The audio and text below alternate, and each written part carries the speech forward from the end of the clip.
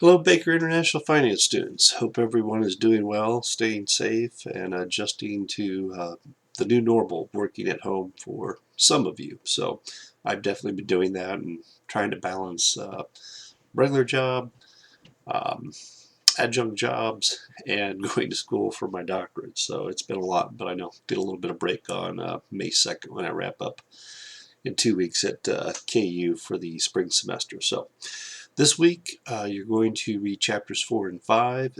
You're going to continue with the forum discussion. Good job on that with everyone.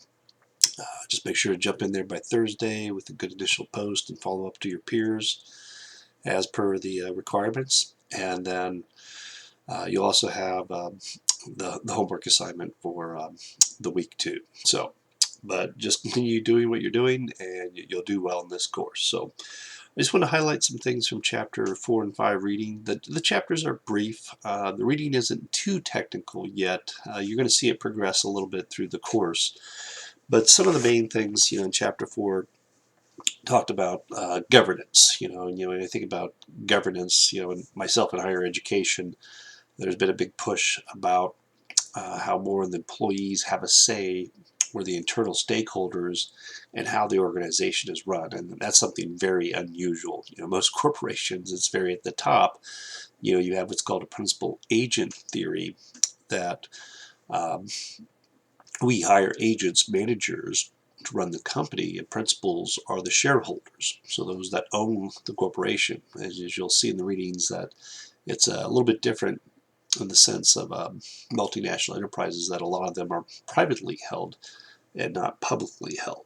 So looking at some of these things you go through, obviously return is a major concern, that firms are profitable right now, especially with the COVID-19.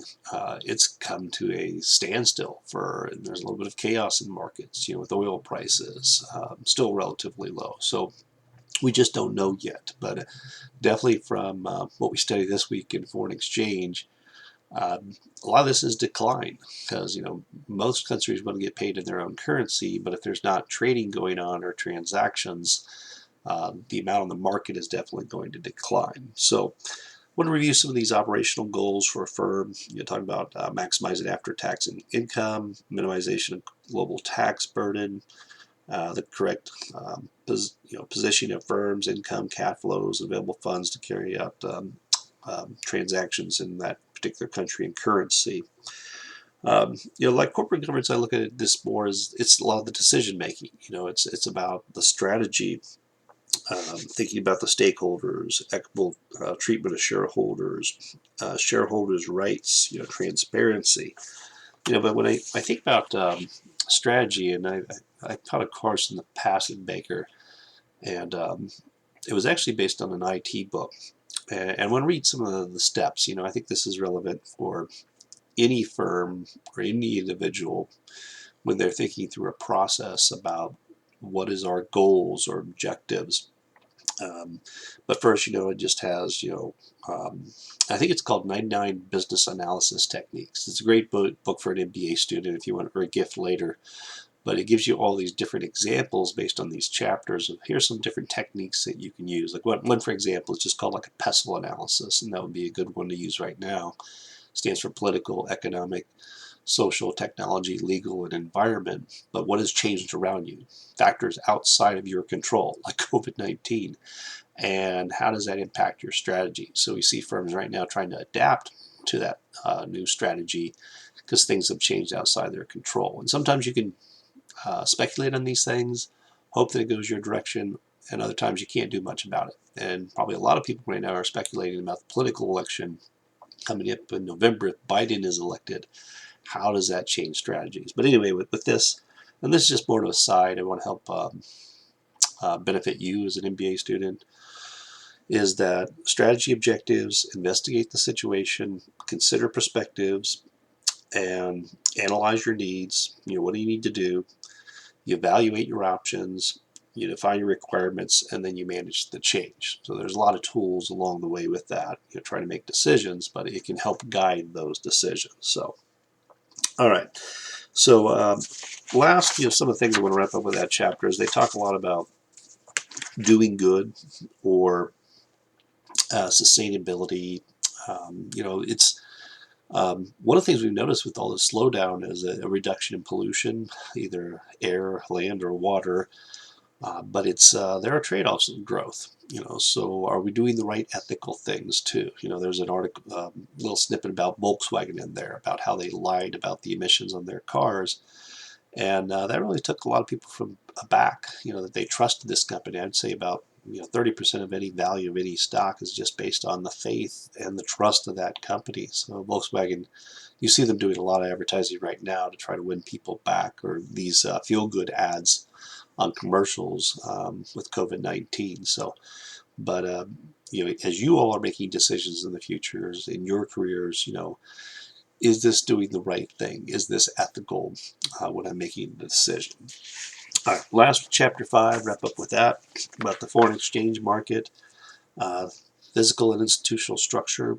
I would argue that the FX, we call it FX, or foreign exchange market, is the largest market in the world. If you go back to your economics and supply and demand curves, um, that's the number one market. People are constantly buying and selling currency, and most companies want to get paid in their home currency. So if you're dealing with buying something from tractors from Germany, they'll want to get paid in euros. Okay, so if you have an obligation to buy these tractors in 6 months, you probably want to protect yourself and lock in the price of a euro to make sure it's delivered on that. So you can speculate on those euros and hope that the spot price, what the daily trading price is going to be at a lower price, but you just don't know. So those are some of the risks. And we'll talk more about that later in the course to try to reduce some of these risks.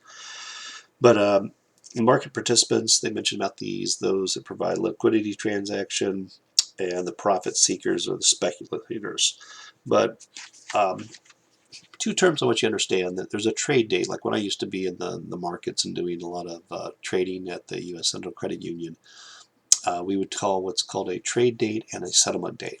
So maybe I would do a trade date, like let's say this past Friday, I did a trade on Friday, but I didn't want it to settle until Tuesday. So that's when the actual exchange of the funds would happen.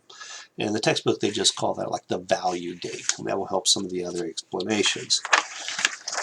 But three components of the FX trade: the FX trade agreement, the electronic communication, and then the final settlement. So when the banks get together, they mentioned like the SWIFT and the CHIPS network in the textbook, how they were actually settled. So who's going to ensure that it's delivered? And one thing I will tell you from experience working in a wire room at a bank is whenever you're dealing with international trade transactions, FX or any wires, you make sure everything is perfect and you verify that information, because the banking system, although it's changed quite a bit in the United States, banks over in other areas of the world are much more what I would call like there's just fewer. It's more of economies of scale. For the U.S., we had 1.20 thousand banks, and that's continually declining or decreasing through consolidation. But you just want to make sure that the details are perfect whenever you're delivering money, because you don't want to send something off and then it's lost in a system. So, but that's why they have those coding and those things to make sure that things are delivered electronically correctly. All right. The transaction, we're going to talk about the spot. What is the current price now, and a forward, something for delivery in a future date. So usually a forward rate is going to be a little higher, more pricier because of the uncertainty with that. But if I remember, I'll put out Bloomberg's FX so you can kind of see the price of one currency in terms of the other. The textbook talked about pricing in American terms, and in European terms.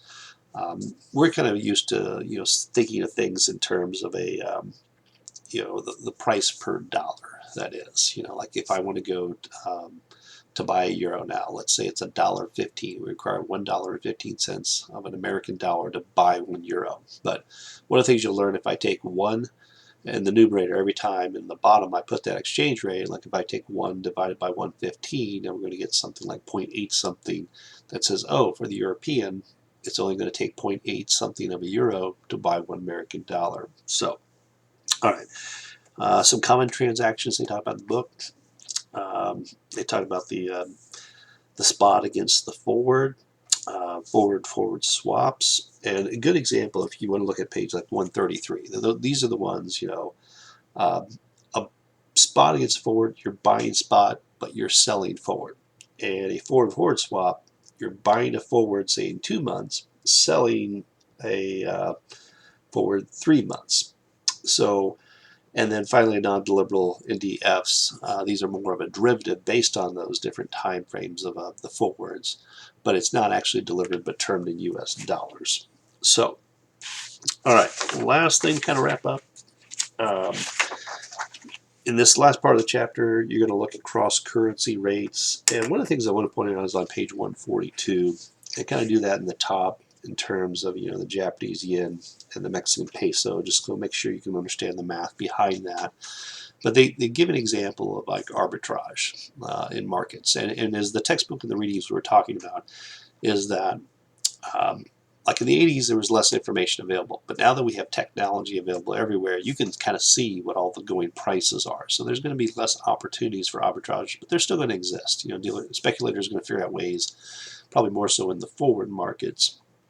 But you can see, like in that exhibit 5.12 on page 142, where they kind of walk through that example. If someone recognizes that there's a discrepancy, they're going to engage in arbitrage to try to make a profit from that. But what that also means that markets are extremely efficient. So everybody else is going to be able to recognize that, and they're going to jump on it very quickly. So that profit opportunity is going to be eliminated very quickly too. So, and in economics, in finance, we goes back to efficient market hypothesis by Eugene Fama, is that most markets are very efficient, and we believe them to be rational and efficient, and they do so efficiently. So, all right, well, that was it for this week. Went a little bit longer, but it may go longer in the future too, as I want to make sure to cover some main concepts. But if you have any questions, do send me an email, the Baker email, but I'll be jumping in the forum discussion once in a while.